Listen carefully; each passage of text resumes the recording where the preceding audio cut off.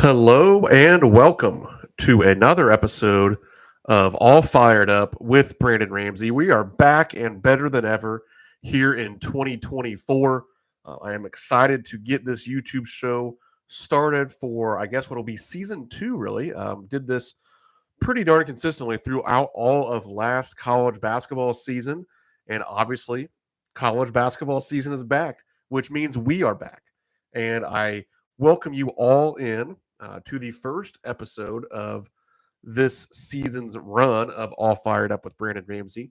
Right here off the top, as we get some people to join us here live for today's discussion, please make sure you are subscribed to us here at the Brandon Ramsey College Basketball Show YouTube channel. That's where you'll find these live episodes of All Fired Up every Wednesday at 12:30 p.m. Eastern Time. Also going to be adding some additional content. There's some fun things I can do with video, like video breakdowns this year that I didn't necessarily have the capacity to do last year. So I'll be probably adding in those, not super frequently, not on any sort of schedule, but some additional video content along with these live Wednesday episodes at every week at 12:30. Also, make sure you are subscribed to the Brandon Ramsey College Basketball Show wherever you listen to your podcast, Spotify, whatever. Those will be coming out starting next week, every Monday and Friday. We have a ton of preview content, which is still, certainly relevant here as the season gets started. Conference by conference previews. So go check all those out where you listen to your podcasts. And then also, as always, make sure you're following me on Twitter at BRamseyKSR, the best place to keep up with everything that I'm doing throughout this college basketball season. So I can see that a few people are in here live now. So let's go ahead and get started with today's episode. I think that it's fair at this point. We're technically just over 48 hours into the college basketball season. I guess at 11 o'clock on Monday, that's when IU Indianapolis tipped us off against IU Columbus. And then ever since then, it's been pretty much full throttle. Now, one of the things I discussed on Twitter yesterday, I kind of wish there was a little bit more structure to the opening week of college basketball. You get 199 games on Monday.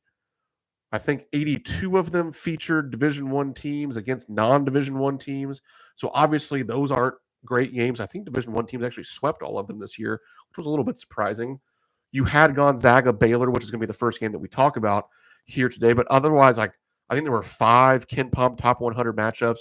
So certainly not very many big games. You had the Field of 68 event, which I thought was a lot of fun at the Sanford Pentagon out there in South Dakota. But then you turn around and last night, on Tuesday night, you had 11 games after having 191. And I just kind of wish you could balance out the week a little bit more and find a way to derive some more marquee games. I know teams obviously don't want to step out right away and play like that. That's why the Champions Classic's gotten moved back a week because, Kentucky doesn't want to have to play Duke before they play Wright State and Bucknell. And that goes for Michigan State and Kansas as well. So I get it, but I think there would be ways to make it worthwhile for some of these teams to play some bigger matchups. And again, just kind of spread things out throughout the week a little bit more. But I'll get off my high horse on that. And let's talk Gonzaga Baylor. Again, 199 games on Monday. You had to wait all the way until 11:30 p.m.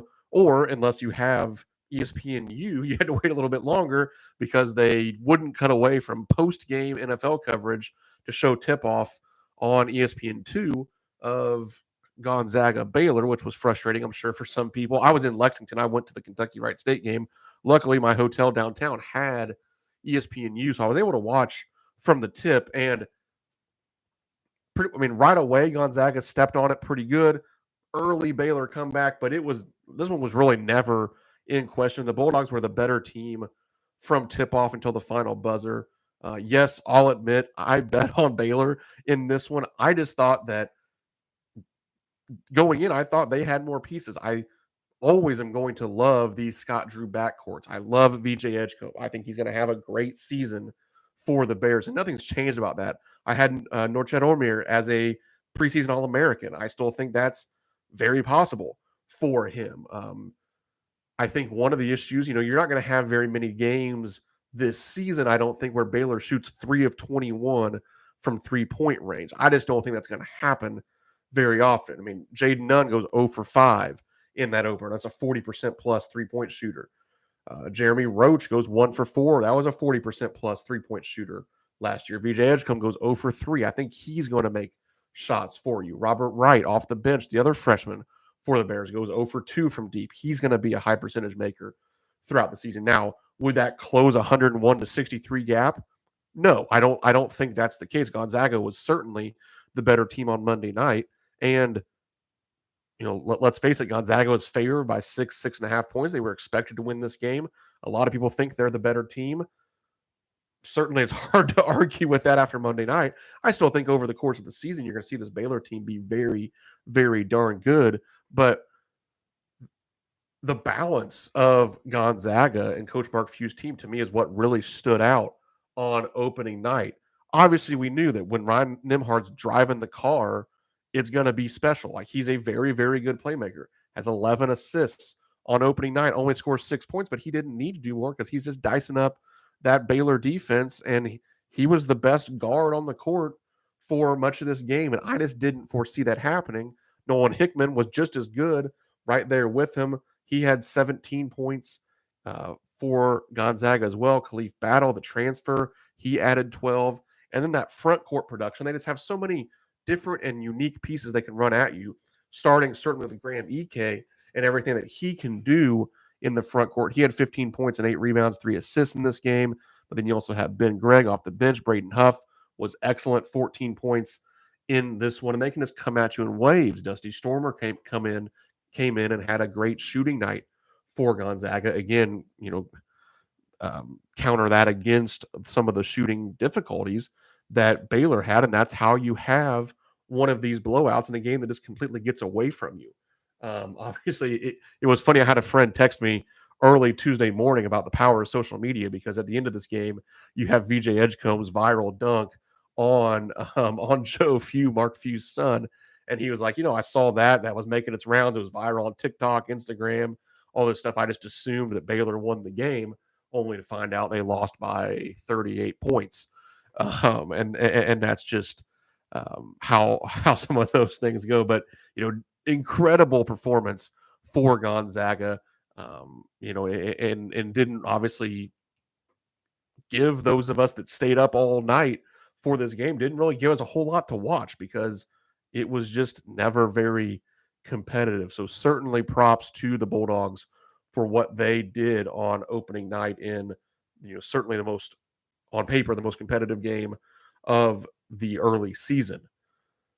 Another team that I think really stood out on opening night was Alabama, 110-54 over a solid UNC Asheville team. I think the thing that stood out for the Crimson Tide was what other production they were going to get aside from Mark Sears. We knew what he was going to bring in the backcourt. His first team All-American, has a real chance to be National Player of the Year. I admittedly had questioned. I just wanted to see who was going to step up for this Alabama team. And again, it's one game. Just like you shouldn't overreact to exhibition games, I think you shouldn't overreact to a ton of November matchups either. Things have a tendency of playing themselves out over the course of the year. But LeBaron Philon, wow, he was impressive in this game. 9 assists, playing next to Mark Sears. That's so valuable for this team, because then you allow Mark Sears to be a scorer at times, allow him to play off the ball some at times. Philon also had 10 points on the night. Darian Reed steps in. I knew he would be a kind of a Swiss Army knife for this team, but he did some things right away from day one. Aiden Holloway played really well off the bench. That was one where I just didn't know after his freshman season at Auburn. I've always loved Aiden Holloway coming out of high school, but wanted to see what it looked like in the New Jerseys at Alabama. And I think he, through a one-game sample size, he looked like he has improved from his freshman season. So if all those things continue to be true, if Aiden Holloway is who I thought he was going to be coming out of high school, if LeBaron Philon is a legitimate second creator next to Mark Sears, then yeah, this is going to be the same dynamic offense that we have seen year after year for Coach Nate Oates. They had 7 guys in double figures on Monday night and only shot 18 threes. That was one of the most impressive parts too. Like, we've seen this Alabama team over the years put up huge scoring numbers. That there's nothing new about that, and we knew that was going to be the case this year. But for them to do it by just getting to the basket, dominating at the rim, Clifford Omier was 6 for 6 from the field, had 16 points and 8 rebounds in his debut for the Crimson Tide. And you still don't have Chris Youngblood, who was the American Athletic Conference Player of the Year last year at South Florida. Once you add him into everything that you're seeing here through one game for Alabama, yeah, it's probably time to buy some stock again in the Crimson Tide. Travis, thank you for being here. Yes, I'm sure that the UK hype is alive and well down there in Lexington. I was down there on Monday for the game, and you certainly could feel it in Rupp Arena as well. And that transitions us perfectly right into talking about the Wildcats a little bit. Obviously, yes, I'm a Kentucky fan. We know that they get a little bit of extra coverage here on All Fired Up with Brandon Ramsey, but that's just part of it. 103-62 on opening night to begin the Mark Pope era at Kentucky. It was really impressive. It just was. I think that this Wildcats team is ahead of schedule from what anybody realistically could have expected, whether you're within Big Blue Nation or not. This team is ahead of schedule. And again, all caveats still exist. Yeah, it's one game. Yes, it's Wright State, et cetera, et cetera. But I still think that, especially on the defensive end, this group's just better than what I think a lot of people thought. Lamont Butler is a game wrecker in the backcourt. Otega Owe isn't far behind. Jackson Robinson is a grossly underrated defender. Then you add in Amari Williams, who was the 3-time CAA Defensive Player of the Year at Drexel, who's now holding down things around the rim for Kentucky. Similar to what we just talked about with Alabama, going into this year, there's a lot of expectation for this Kentucky team as a three-point shooting team. Arguably going to be one of the best three-point shooting teams in the country with guys like Jackson Robinson, who we've already mentioned, Kobe Brea, certainly in that conversation as well. Kirk Kriisa, a big-time shooter. Ansley Olminar, a guy that made 93 threes last year at Fairleigh Dickinson. So they come out. Now, they were excellent from three-point range, but the volume was only, quote-unquote, only 11 for 24. And that's after you saw, exhibition games of, 35, 40-plus threes. But it was because they had so much success getting to the basket. One of the things I talked about on the KSR Rapid Reaction outside of Rupp Arena on Monday night was the first segment, going into the first media timeout for Kentucky against Wright State on Monday night, I thought was such a great microcosm of this new era of Kentucky basketball and how we didn't have to wait any time as Kentucky fans to see what we wanted to see out of this offense. A lot of Kentucky fans have been clamoring for, some more analytically friendly offense, less reliance on mid-range jump shots. Let's give us free throws. Let's give us layups and dunks. Let's give us open catch and shoot threes. Well, what'd you get in that first segment from Kentucky? You got 4 dunks. You got 1 layup uncontested at the rim. You had 1 made 3 and then 2 for 2 at the free throw line. That's that beautiful shot chart. That's that analytically based basketball that we had all been clamoring for, and it was essentially executed to perfection in the first 4 minutes of the game, and you saw it throughout. Kentucky ended up shooting almost 70% from 2-point range. They were 1-3 shy of going 50% from beyond the arc. They were 14-19 from the free throw line, and then you couple all that in with doing a pretty darn good job defensively against a relatively talented Wright State group. This is a team that has the preseason Horizon League Player of the Year. They have another guard who's projected to be an all-league guy that was very good for them last year.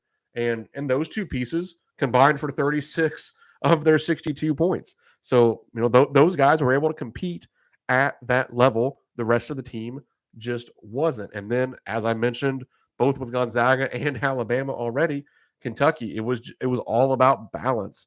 Otega Owe comes in and leads the team in scoring with 21 points. You got a masterful performance from Amari Williams, who I've already mentioned. He had 12 points and 13 rebounds after missing most of the second exhibition game with a little bit of a patella, foot ankle tweak. But he has 12 points, 13 rebounds, 3 assists. His passing ability at the 5 is really, really special. And this is a guy he's built like a Greek god, and he runs the floor very, very well. He's so fluid and mobile in the open floor, even with the ball at nearly 7 feet tall and probably 260 pounds. Lamont Butler, I continue to say, he's the straw that stirs the drink every game. This casual 14 points, 5 rebounds, 5 assists, 3 steals. Like you feel like you can pretty much chalk him up for those sort of numbers. And I know that probably is an overreaction after only seeing 2 exhibition games and 1 real contest against, obviously a less than stellar opponent still.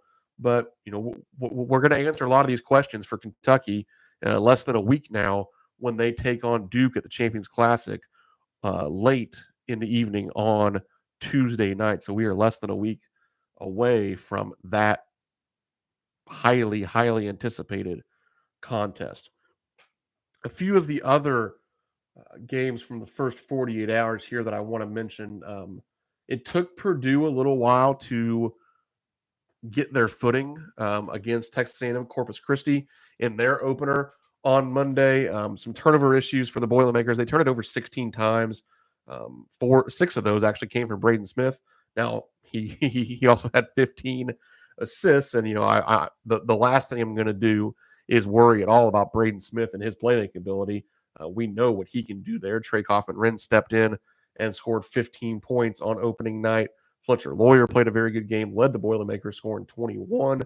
Miles Colvin, sophomore, had an excellent game off the bench, scoring 14 points for them, making 4 threes. That's going to be big because one of the things I talked about in the preseason with the Boilermakers was, yes, we obviously know Zach Edey isn't on this team, but I thought that the loss of Lance Jones and Mason Gillis was, I'm not going to sit here and say it was equal, but I thought it was important because what was the big difference between 2023 and 2024 for the Boilermakers? Zach Edey was the same dominant force essentially in each of those seasons. What improved was you got improvement out of Braden Smith and Fletcher Lawyer becoming, growing from freshmen to sophomores, but then you add in Lance Jones, the transfer, and then you had Mason Gillis become a 46% three-point shooter. Well, Mason Gillis is now at Duke. Lance Jones graduated. I wanted to see where does the shooting come from. Now we know that Braden Smith's going to make some. We know that Fletcher Lawyer is going to be a really high-level shooter, but I wanted to see where do they get shooting from the other pieces. Well, when you have a guy like Miles Colvin step up off the bench and go 4 of 7, that starts to answer some of those questions. CJ Cox, I think, is another freshman to watch for this Boilermakers team as well as we go through this season. But they ended up winning 90-73, but it was close late. Like Texas A&M Corpus Christi made a little bit of a run at them, but I just think that this Purdue team is going to have to continue to find their identity in the post-Zach Edey world. And we saw that, it maybe won't always come super easy right away for the Boilermakers. A couple of the big upsets to talk about from Monday night. South Dakota State, this was another one of those Field of 68 production games out at the Sanford Pentagon in South Dakota. South Dakota State defeated McNeese 80-73. That was a surprise. Going into the year, it looked like that Coach Will Wade was going to have one of the best mid-major programs in the country. That obviously very well might still be the case. South Dakota State is certainly no pushover themselves, but they shot 12 of 35 from 3 in this one compared to just 7 of 26 for McNeese. Brandon Murray struggled in this one. Didn't get much out of Joe Charles as well. Javon Garcia did play well for McNeese, though. The Cowboys, he had 15 points in the game. But excellent game for Joe Saylor, the freshman for South Dakota State. That's going to be a name to get to know this year. He was the best player on the floor really throughout this South Dakota State McNeese game. That was not to be expected. I mean, Coach Will Wade has a bunch of former high major starters on his team, and you get a freshman like Joe Saylor to step in and be the best player on the floor in that kind of a setting. Very, very impressive for the Jackrabbits. And then also, certainly an even bigger upset, you had South Carolina fall to North Florida 74-71, obviously on their home floor for the Gamecocks. Everything went right for Coach Lamont Paris last year, and it started out with everything going wrong this year. Colin Murray Boyles, he did his part. He was 17 points, 7 rebounds, 4 blocks for the Gamecocks, but some other guys just, kind of sputtered out of the gate. You're going to have to get more, I think, out of Miles Studi. You can't just be this catch and shoot guy now at this point in your career, or if you do, you're going to have to be higher volume. Jacoby Wright played really well off of the bench, but then you get, Zachary Davis, 12 points, but probably just going to with Michi Johnson not there, somebody's going to have to step up and be a dynamic scorer. And I just don't think that right now I see the dynamic scoring. And to rely on Colin Murray Boyles, as good as he may be now as a sophomore, I just don't know if the South Carolina group is going to be what we saw last year due to what they lost and probably a lack of replacing it. I'm going to be interested to see if Cam Scott, the freshman, can be a guy that steps up for them as the season goes on. But huge win there for North Florida and Coach Matthew Driscoll with the Ospreys. A couple games from last night that I was watching along with election coverage. Igor Dimon. Wow.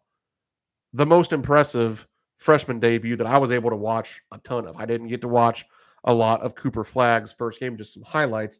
I know he was very good for Duke, and I'll be seeing plenty of that over the next few days as Kentucky prepares to play them, and then obviously does play them on Tuesday night. But the 18-year-old Russian projected NBA draft pick, to me, he looked like a lottery pick on Tuesday night. I know the competition level wasn't super high, but one of the more impressive offensive processors and passers that I've really seen, certainly this year through 48 hours, but even in recent memory for a freshman point guard to throw the ball around the way he was. 18 points, 11 assists for the Cougars in their 88-50 win over Central Michigan. Igor Dimon shot the ball well, passed it all over the floor, scored it in a variety of ways. I like his size as well. This guy is a future NBA star in the making, in my opinion. Definitely a guy that you should be watching throughout this season. And if he's as good as we saw on night one, BYU is still going to be a problem in the Big 12 this year with Coach Kevin Young. Great Osabor made his Washington debut last night, and they pretty much needed all 40 minutes to make sure that they beat UC Davis 79-73. Osabor filled up the stat sheet. I didn't think it was the prettiest game that he's ever played. He was just 7-16 from the free throw line, which certainly will continue to be a problem for him. He gets there so often, you're just going to need to be a little bit better to be as efficient as he should be. But he was 15 points, 17 rebounds, 3 assists, 2 blocks, 6 steals, but also 6 turnovers. You get 13 points out of Makai Mason there as well. Zoom Diallo, the freshman guard, was excellent off the bench. To me, he's going to just have to continue to get a bigger and bigger role for the Huskies this year. 12 points, 3 rebounds, 4 assists. The guy I loved coming out of high school. I think he's going to give the Huskies a nice boost. And then you had Arizona State as well. For as good as Igor Dimon's freshman debut was, Jaden Quanitz's left a little bit to be desired. He didn't score until 90 seconds to go in the game, did not make a field goal on the night as Arizona State narrowly escaped Idaho State. Everything that we saw from that Arizona State Duke game was kind of reiterated, honestly, in this one. I mean, they scored 55-48 against Idaho State, who was outside of the top 300 in KenPom. This right now looks like a potentially ugly season for Coach Bobby Hurley and the Sun Devils. Now let's turn our focus ahead to tonight. And again, if anybody's watching this live and you want to drop a comment in the chat, I'll answer them as we kind of start to wrap up today's show. But if you're watching this sometime in the future, just drop a comment as well, and I'll answer any questions about college basketball. You can also reach out anytime on Twitter at BRamseyKSR as well. But I think 2 big games to watch tonight. One will be the debut of John Calipari at Arkansas. The headlines write itself for that one. It's the start of a new era. Kentucky started their Coach Mark Pope era on Monday. Arkansas gets to start their Coach John Calipari era this evening. I think it'll be just interesting to see how this team looks throughout the regular season. And they're playing a solid team in Lipscomb as well. So they're going to have to come to play, or things could get a little hairy tonight for the Razorbacks. Please don't look at the blue behind me and think I'm saying they're going to get upset. Not saying that at all. I think this Arkansas team is very good. Just to have that out there on the record. And then certainly the game of the night tonight. Vermont coming off of their big opening night win, one of the best mid-major matchups you'll get really all season. Vermont beat UAB in their opener. Now they head to the Jungle and take on Auburn in Auburn's first game of the season. I think Vermont having one under their belt could help them here. Year in and year out, one of the better mid-major teams in the country. Coach John Becker has just had an overwhelming amount of success there with the Catamounts. They're going to try to control the pace. It's going to be a tale of two tempos for sure. For sure, Coach Becker likes to slow things down. Coach Bruce Pearl likes to speed things up. Generally speaking, the more talented team, which is obviously Auburn in this instance, can dictate the pace. We'll see how that goes tonight for the Tigers, but that will certainly be the game to watch this evening, and one that I will certainly have on the television. So there we go for this week's episode of All Fired Up with Brandon Ramsey. I appreciate all of you who were here watching live, those who interacted in the chat. Again, if you're watching this in the future, please feel free to still interact. I will be watching the comments, and we can chat about anything, really anytime. But make sure you are subscribed here to the Brandon Ramsey College Basketball Show YouTube channel. Like, comment, subscribe here on All Fired Up with Brandon Ramsey, as well as we continue to grow our audience throughout the season. Also find me on Twitter at BRamseyKSR. Hope everybody has a great rest of the week and is enjoying the start of this college basketball season. Thanks for watching.